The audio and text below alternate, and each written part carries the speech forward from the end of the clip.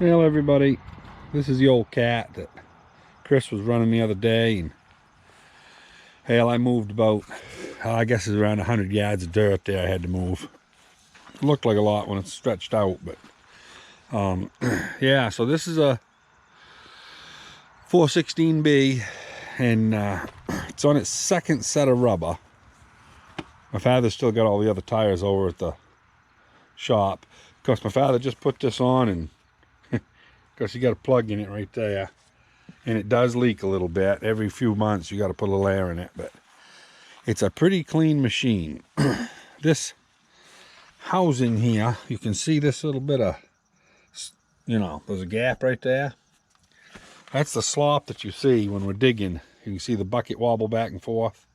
All the greasable stuff is all still tight, but the housing was soft. And that's one of Cat's downfalls in this particular model. The housing right here. That's not the original one. Cat, originally this wasn't bushed as I recall.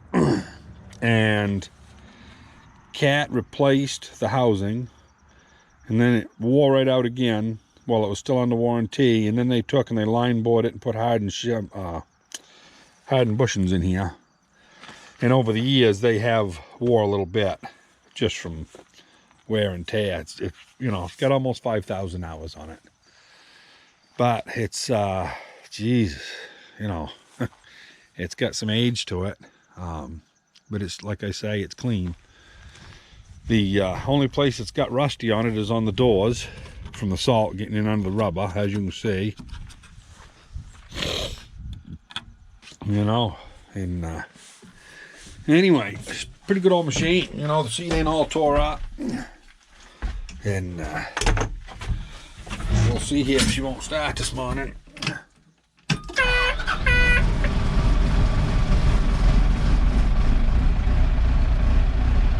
Comes right to it. Make sure everything's up. We've got that little step to dig. What gear are we in here? We're in second gear. Guess we'll go forward. Shut the doors so don't tear them off. It's one thing my father was always adamant about. He says, keep the damn door shut, boy. He says, so you don't break it. And the town's got a machine that's newer than this. And the other day, the guy operator down there was driving around. He said the door flew open. I don't know if it did or if he just had it open and weren't paying attention. Don't matter anyway. That door is gone. Another one's been replaced on it. $2,000 a copy for these doors. So, you know, they're not bad enough to replace yet. And we did put a new floorboard in this back about 10 years ago. Not too long after my father stopped working. Right around that shift lever. This is all new floor. My father was old enough he couldn't do it himself. He had to have me do it. But I put a new floor in for him. And that tightened that all up. Because you could look her down by the shifting lever boot. So anyway. Well, let's see where we're going to go here.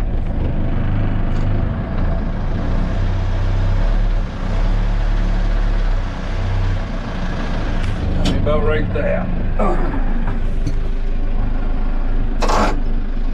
Emergency brake, keep you safe. Put the outriggers down. See, the reason I don't operate this good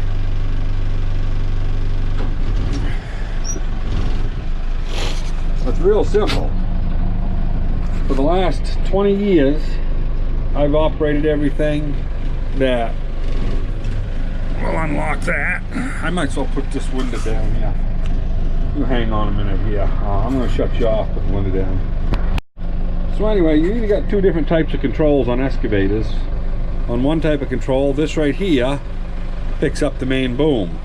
On this machine, this right here picks up the main boom, as you can see. We'll throw that one out. But so anyway, when the left side does it, that's one type of controls. When the right side does it, that's the other type of controls. And when you go to pull this up and that goes in, because your head's thinking the other way, it don't make for a pretty sight if you're an, you know, equipment operator. And that's my big problem. I've been 20 some years running stuff that this side here is the one that lifts the main boom, so that's why I'm not too fast with it. Chris never ran anything that lifted with the left side boom. He'd always done with the right side. He'd always done with the left. So that's why I had him dig it the other day. I had dug about the first 40 feet and I hadn't got my head changed over yet. So but anyway, I'll bring you back in a minute when I'm ready to dig. So anyway, this old girl's got the throttle over here. We don't need to go too fast.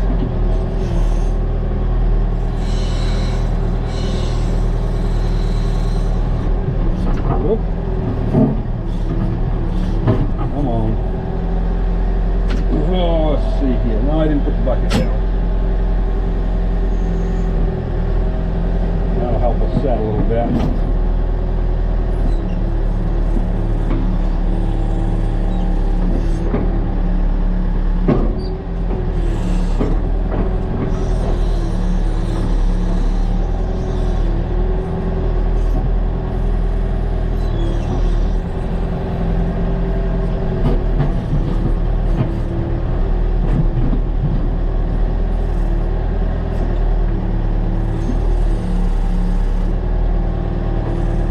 I used to work for Dyer Excavation. Rick Dyer, the guy that owns that company, he can go right from one that runs one control right to the other, and he don't even think nothing of it. He just gets in and goes. And I'm not like that. That's why I'm going real slow here. I mean, I can make it dig, but I'm not enough right. I like, you know, these guys that run them every day.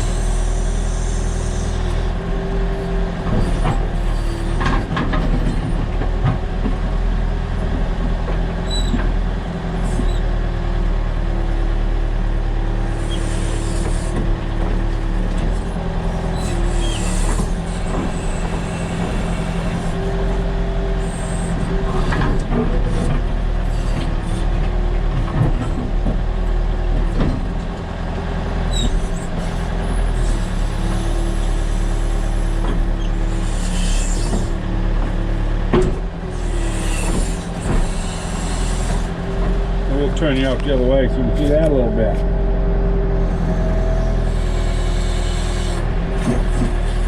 Come on.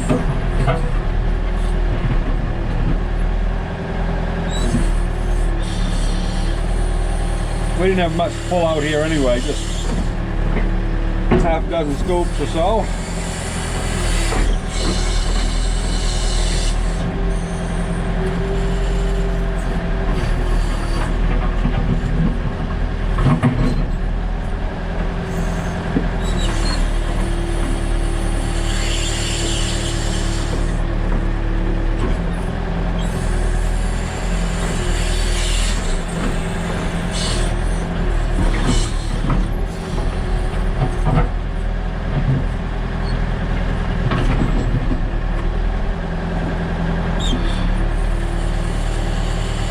Been a couple days since I ran it last. It seems to be easier to dig with it today than it was the other day.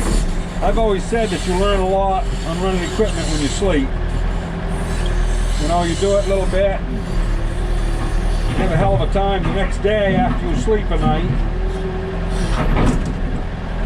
It'll come right to you a lot easier the next day because you've done more training in the sleep than you did awake. And it does seem to be that way with me.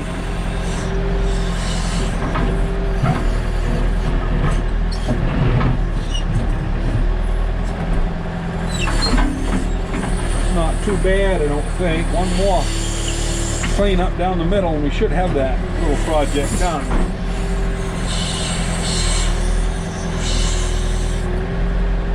Matter of fact, I'm not going to take that out because it looks like I'm a little low on the left side. I might want some material to rake in.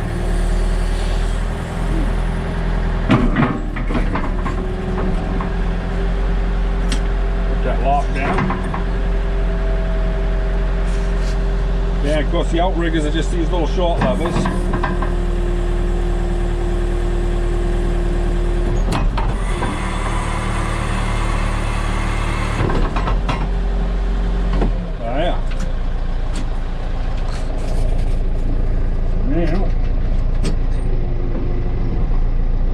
Strength off. We'll pack this thing out of the way. I went and got a flu shot yesterday. My sinus has been running like a river ever since I got the shot. Anyway.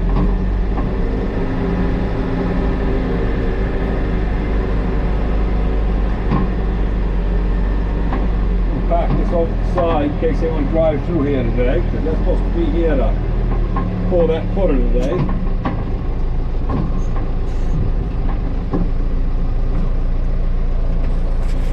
Yeah, so anyway, we'll take you off the mount. Hey everybody, we've got the forms all done today.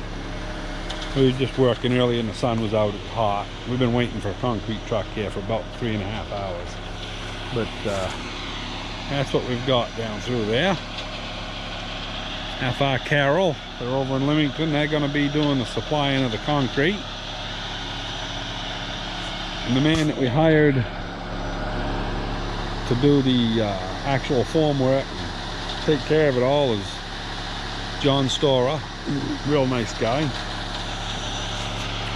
And that's the only reason.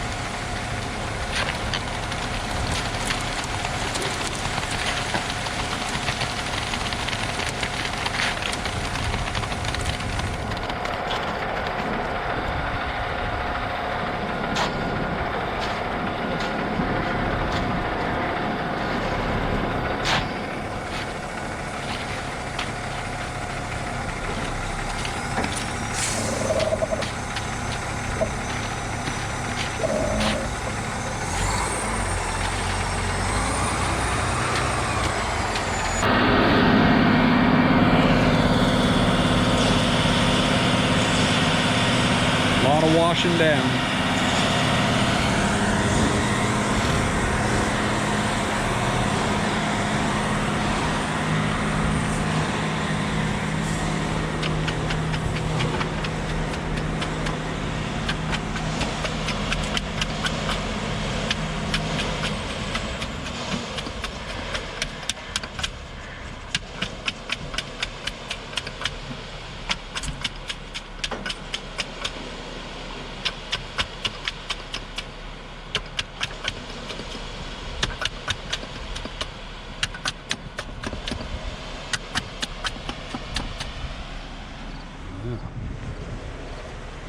As you can see, down here, he's got it smooth as a kitty's ear.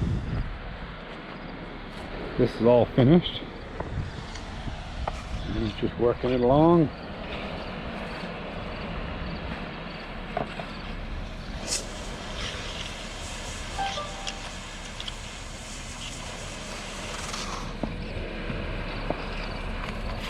So anyway, that's going to be it for this video. You can see what's happening here.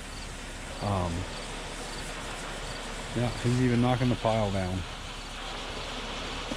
So anyway, yeah, that's about all it's going to be. Hope you enjoyed, and when we get ready to stand the wall up, we'll show you how that's done. Well, after we got done filming last there, he stood all of his uprights in. Those are going to tie the wall onto the footer. Put all the safety cones on the top so nobody will fall in there and get hurt. And I believe he said he's going to be back Monday. So this is Thursday. So she'll be cured good time they come back. Anyway, it's one of those things, you know, he's fitting us in. So we're darn lucky we're getting it done. You know, if it takes him a week to get it done, I'm all good with that. Just tickled to death he's doing it. Anyway, hope you enjoyed. Don't hesitate to hit the like button and subscribe.